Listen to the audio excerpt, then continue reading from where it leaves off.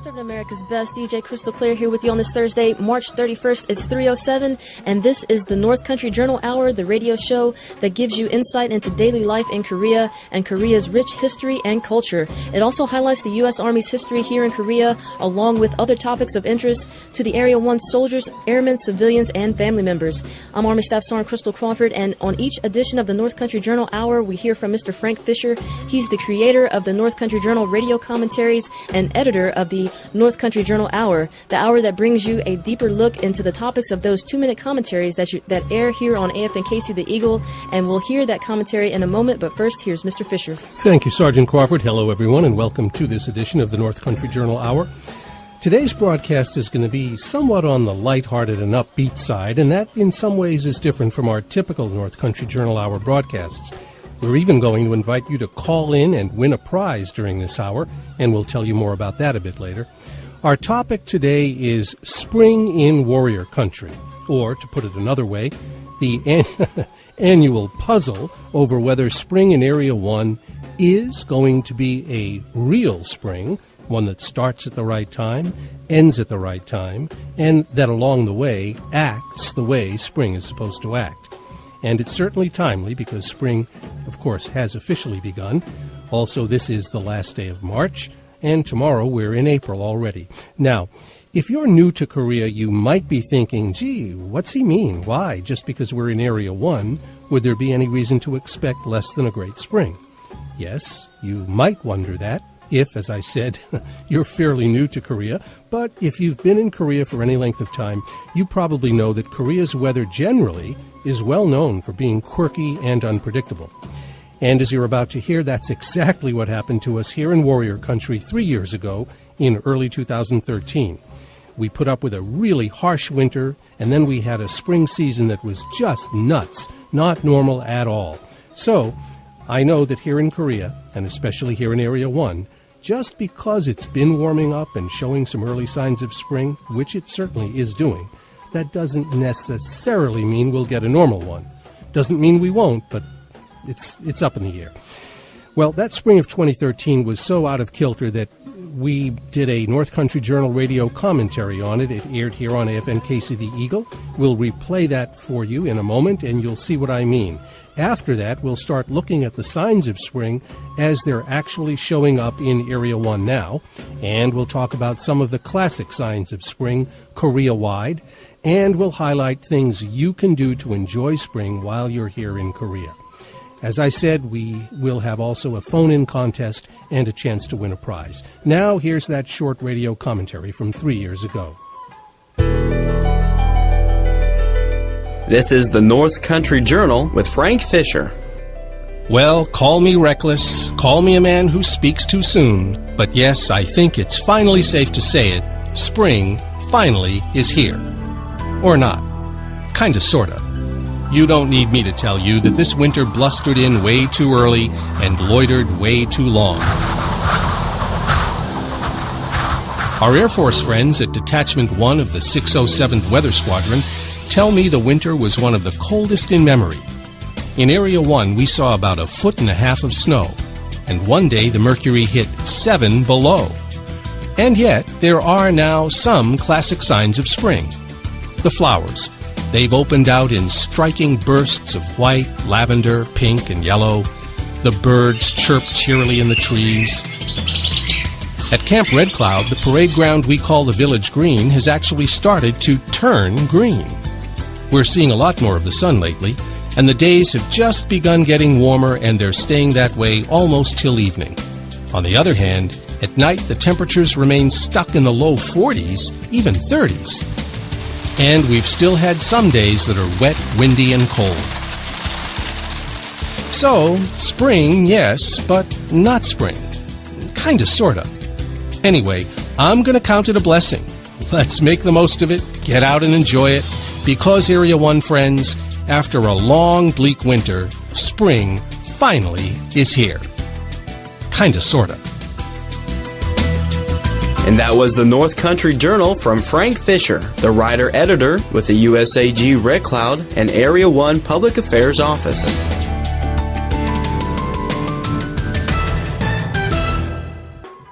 We're we're back with the North Country Journal Hour, and here's Frank Fisher. Thanks, Sergeant Crawford. Hello again. We're looking today at a puzzle we face every year here in Warrior Country. Will spring this year be a real spring, one that starts and ends at the right time?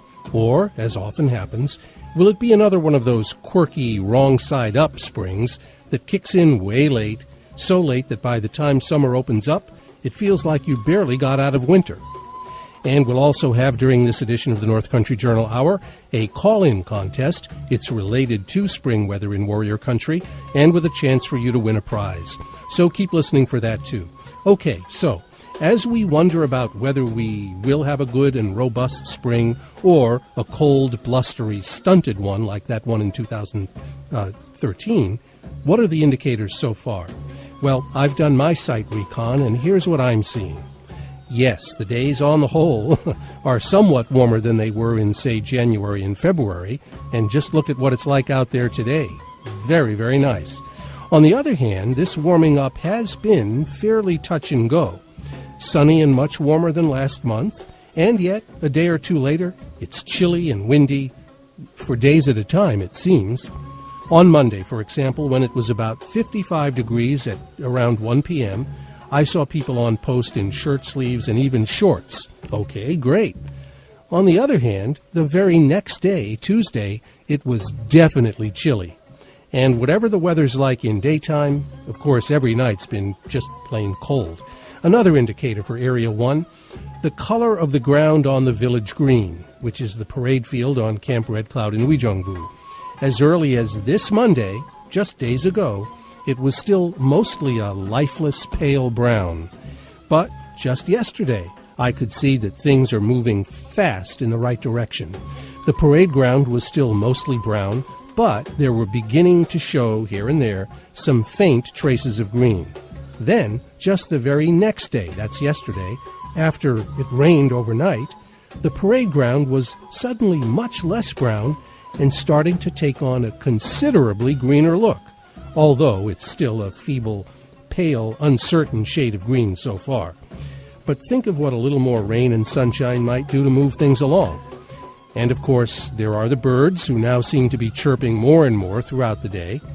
Well, those are some of the common signs of spring, especially as you might find them on our installations here in Area 1.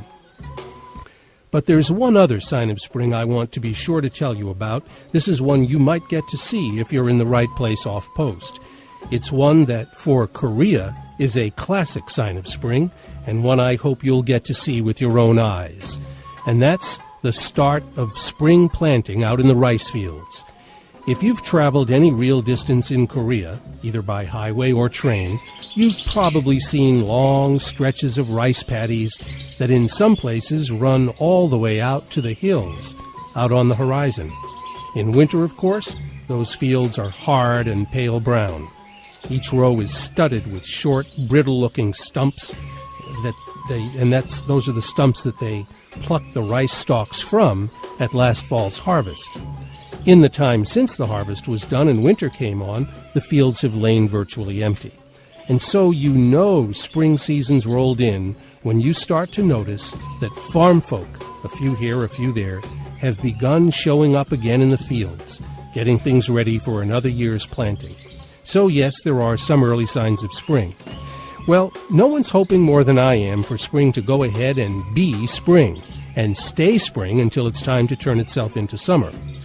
And of course, when it does, whenever that is, we know that once spring really does settle down in Area 1, it's always a great stretch of weather. And it opens up a lot of great chances to enjoy Korea in ways we really couldn't during the deep chill of winter. There's biking and hiking and trips to Seoul and other cities that are pleasant in no small part because of the nice weather. And spring's a great time to see the Korean people and their love of nature and physical exercise. And once the flowers are in, think of how nice that makes things. That includes the cherry blossoms that come with the spring and that are so admired that there are even cherry blossom festivals in various places around the country. Well, we'll have more after the break.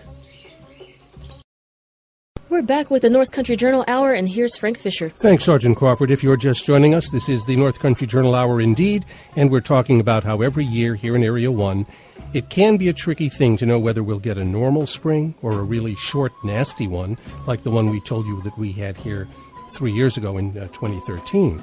We also told you we'd be having a spring Weather in Warrior Country call-in contest, and we'll go to Sergeant Crawford for that in just a moment. But first, here's the question you have to answer if you want to try for the prize. For the weather experts who figure out what kind of spring we are likely to have here in Area 1, do they think, or do you think, I should say, that they're expecting this spring will probably be a fairly normal one? Meaning it starts and finishes at more or less the right time, and that the temperature range and amount of rain will be pretty much normal? Or are they thinking it will not be a normal one? So the question again, put more briefly, weather experts are predicting that Area 1 will have what type of spring? Normal or not normal? We'll tell you the answer and announce our winner a little later in this broadcast. Here's Sergeant Crawford with more. Yes, so if you think you have the answer to Mr. Fisher's questions, just looking for the first caller at 050-3330-4823 if you're calling from your cell phone, or DSN 730-4823 for the answer to Mr. Fisher's question, and you will win yourself a prize. Again, that number to call is 050-3330-4823 if you're calling from your cell phone, or DSN 730-4823. We'll be right back after this break. We're back with the North Country Journal Hour, and here's Frank Fisher. Thank you, Sergeant Crawford. Let me tell you now, especially if you may be new to Korea, some of the great things that people are able to do thanks to having nice spring weather. You can do these things too. Korean people start going to parks, especially along the Han River in Seoul, that are popular settings, especially for the beauty of the flowers that are there. One of the most famous such spots in Korea, and one that you can get to by subway from right here in Area 1, is the Yeouido section of Seoul. Seoul is Korea's capital. Yeouido is actually an island in the Han River which runs through Seoul. It's famous for its cherry blossoms. There are cherry blossom festivals in various places in Korea. The city of Chinhae, far to the south, is the biggest and most famous of these festivals. But fortunately, when spring comes to Korea, you don't have to go that far to see them, because, thankfully, in almost any city or town in Korea, on this street or that one, you may see an entire street or streets lined on both sides with these great effusions of white flowers with pink centers. And you'll even see them right here on our Area 1 installations, on, for example, Camp Casey in Dongducheon and Camp Red Cloud in Uijeongbu. But one important thing to remember about them, they're very beautiful to see, but the cherry blossoms don't last long. They seem to bloom suddenly and gloriously, but then, after maybe about 2 weeks, the petals are strewn along the streets and sidewalks. Another thing that happens in spring is that even more people get on their hiking gear, board the subways, and head out to the hiking trails on Korea's many mountains. Some of those are right here in Area 1 as well. Another thing that picks up in the spring is the number of people who go bike riding. Many of Korea's cities and towns have rivers running through them, and alongside the river are trails put there for walking, running, biking. Now that spring's coming, I should say now that spring's coming, you'll start to see a lot of people making their way to these riverside recreational areas. And one of my favorite sights in Korea during the spring, and summer and fall for that matter, are the families that set up tents and have a simple picnic on the long grassy areas that are part of these riverside recreational venues. Go there, and you'll also see a mom or dad teaching a youngster how to ride a bike. You'll see a grandfather with a small boy or girl flying kites along the riverside. And of course, you'll see couples, married or single, strolling near the riverbank. We'll be announcing our contest winner in the next segment when we're back after this break. DJ Crystal Clear back with you, and I want to let you know that that contest is still going on. So if you think you have the correct answer to Mr. Fisher's question, which was, what do the weather experts predict that this spring will be like in Area 1 this year? Will it be a normal spring or a not-so-normal spring? Just A or B, give it your best guess, and be the first caller at 050-3330-4823 if you're calling from your cell phone, or DSN 730-4823. Getting you back into the music, here's Hey Brother on AFN. AFN Casey, who's this? Hello, this is PFC Hernandez calling about the AFN Casey page on Facebook. All right, you think you have the answer to our weather question? Okay, so weather experts are have what kind of spring in Area 1? A normal spring or not normal spring? So just A or B? Not normal spring. Unfortunately, that is not the right answer. We're going to have a normal spring? Okay. Oh. All right. Okay, thank you. All right. So we're back with the North Country Journal Hour, and here's Frank Fisher. Well, let me remind you of what the question was that we asked during the call-in contest and give you the answer to it. The question was, of the weather experts who keep tabs on the weather here in Warrior Country, what kind of spring do you think they were saying we will probably have? Normal or not normal? A or B, normal or not normal? And here's the correct answer. The experts that we're talking about, by the way, are our U.S. Air Force friends at Detachment 1 of the 607th Weather Squadron on Camp Red Cloud right here in Area 1. And the good airmen there are saying that to the extent that anyone can predict these things, they think the kind of spring we're probably in for is a normal spring. That's based on their analysis of various data. We contacted the squadron earlier this week. We spoke with Senior Airman Cedric Cortinas, and he said that they believe, first of all, that the winter is largely over. That's good news. As to the spring itself, what kind it'll turn out to be, he acknowledges, is, of course, up for debate because it is inexact. It's a prediction based on data that's stored up and current indicators that they track.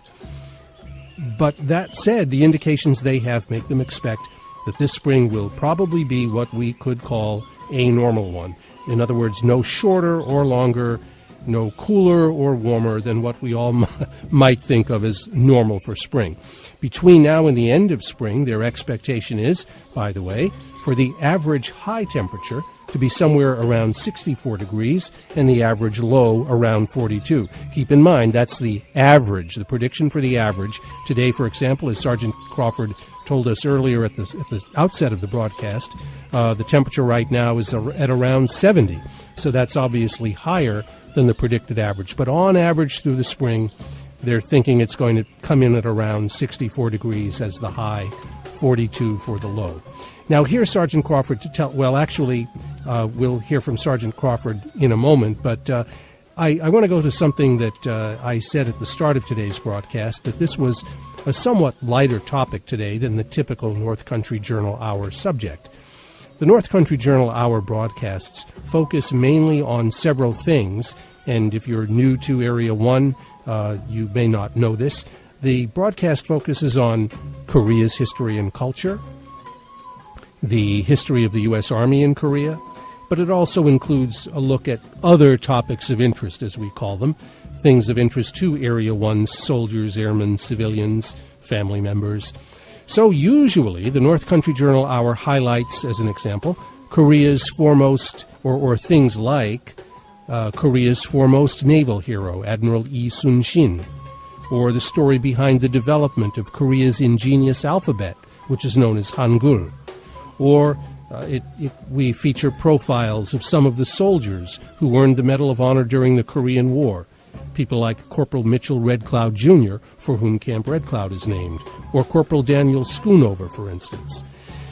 But given that this is the last day of March and that officially we're already into spring, what could be more timely than to talk about spring and to let you know something about Korea's weather, especially here in Area 1 at springtime? Well, whenever spring really kicks in, flowers and all, sure as the earth spins on its axis and revolves around the sun, eventually the really nice weather will roll in. If you go by what it's like outside today, it's here. And we know that the earth will revolve us into the warm season day by day and keep us there for a few enjoyable months at least. Well, thank you for joining us for this edition of the North Country Journal. The North Country Journal Hour airs every other Thursday at 3 p.m. I'm Frank Fisher of the Area 1 Public Affairs Office, and I'm editor of the North Country Journal.